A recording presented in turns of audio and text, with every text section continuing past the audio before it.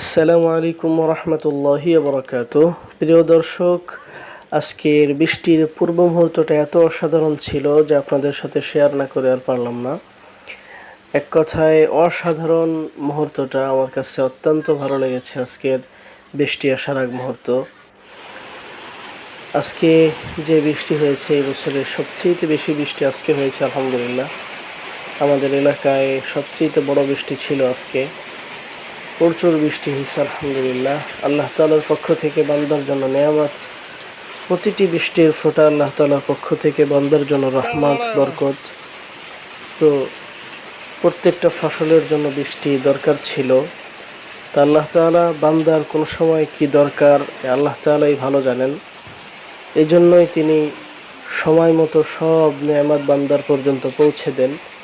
শুধু বান্দার দরকার একটু ধৈর্য ধরা আর আল্লাহ তাআলার কাছে দোয়া করা। সময় মতো আল্লাহ তাআলা সব কিছু বান্দার পর্যন্ত হাজির করে দেন।